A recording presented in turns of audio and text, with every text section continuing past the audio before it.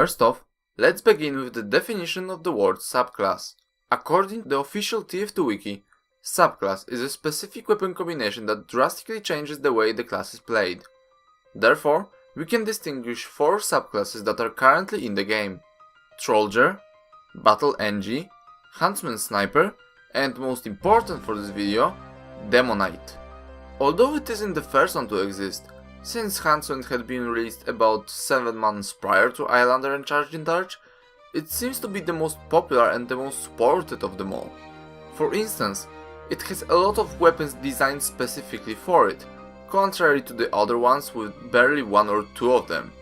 When you think of subclasses, Demoknight tends to be the first one that springs to mind, and I'm personally quite curious about it. In this video, I wanted to break it down to understand why he's the best subclass in the game. Today, we will understand what I call the Holy Demoknight Triangle. Now, I won't talk about how it feels to play him. I'm not even gonna try to get on the level of this guy. Instead, I'll focus on objective aspects of his amazingness, but in order to fully understand it, we need to know how to play the Demoknight. There are numerous tutorials dedicated to it, Islanders one for instance, so I'll just give you basic information for the record. His gameplay is about using your high movement speed to gather on the battlefield and surprise your opponents with a sword in the head.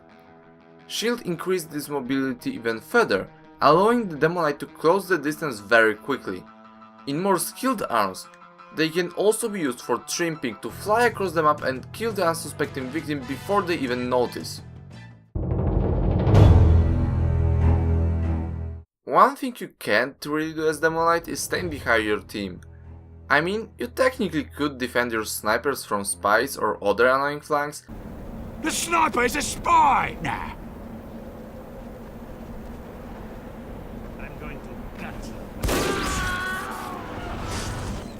Okay. Sorry!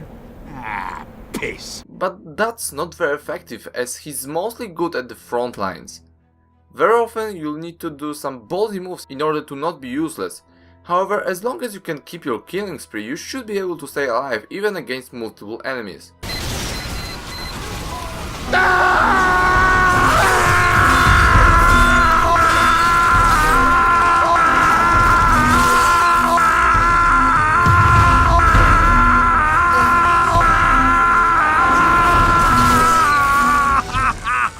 Oh, that spikes! This high risk, high reward sort of gameplay is what makes it such an interesting subclass. Pretty much every Demoknight's weapon has some sort of benefit for killing an enemy. Boots, Tide Turner and some sort regenerate your charge, half that HP increases your health, but probably the most important and the most iconic of them all is Islander. Stacking kills to get permanent health and speed bonus along with increased shield bash damage is absolutely insane at keeping you alive in fight. With enough practice and good game sense, you can often get away with blind charges straight into the enemy team. Even if there are too many enemies for you to handle, there's no shame in retreating after getting 1 or 2 kills, and in that case your insanely high speed will be very helpful. Earlier I mentioned a few weapons that benefit you for killing, and even though there's already quite a few tools supporting one subclass, it doesn't end there. Right now in the game there are 9 weapons, not including reskins, made specifically for Demoknight. For the comparison, Demoman has a total of 21 weapons, so almost half of them were designed with his subclass in mind. And even then you can play some weapons designed for normal Demoman. Such broad spectrum of choice allows for a variety of different loadouts and strategies. Just to name a few, you could play classic Demoknight with Charged in Charge and Islander, the Ping Pong Knight with the Tide Turner and the Persian Persuader, try to be the next Shrimp God with Tide Turner and Claymore, or even go hybrid and instead of using boots play with your grenade launcher, which I find to be very enjoyable.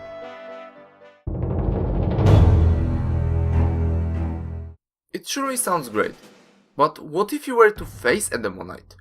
You could think that he's an unstoppable force that can kill you at any time, in any place, without even being noticed. But it isn't exactly what I had in mind.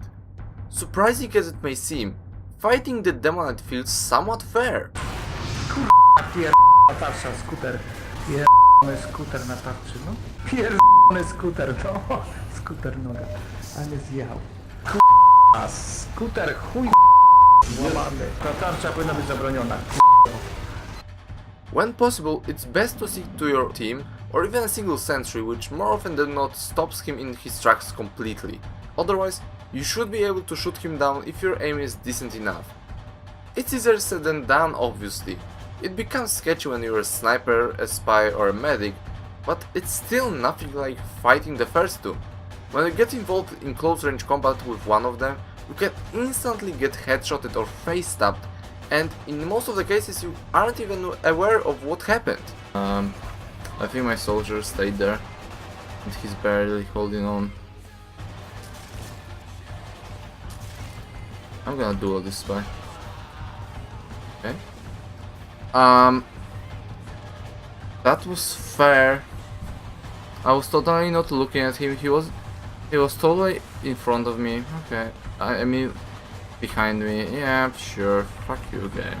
Demoknight is different. Although he can also insta-kill you easily, he needs to have his charge and use it at the right distance to get enough damage. And even that can be hard, as unless you have tight turner, it's kinda tough to turn while charging.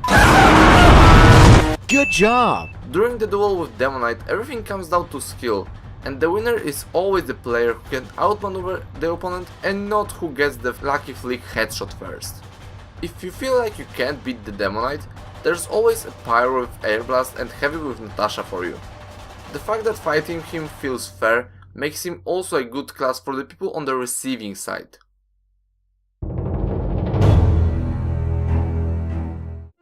Well, after all, I did kinda end up doing sort of a how it feels to play Demoknight video, but I think it's pretty much impossible to talk about such things completely objectively. After all, it's the subjective opinions that make us enjoy things. Well, now I sound like a philosopher, so I should probably draw the line here and just end the video.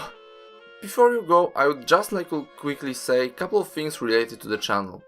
Since I am done with my exams, and by extension I finished school, I can dedicate much more time for my channel. Expect more videos soon, as well as streams where I will play TF2 and some other games such as Magic the Gathering Arena. I would highly appreciate if you guys joined us, and to do so follow this link. I will probably have more updates on the channel in the next video, but that's gonna do it for now. I hope you enjoyed this video. Remember about my social media, which you can find in the description, as well as link for item donations. Thank you all for watching, and see ya next time.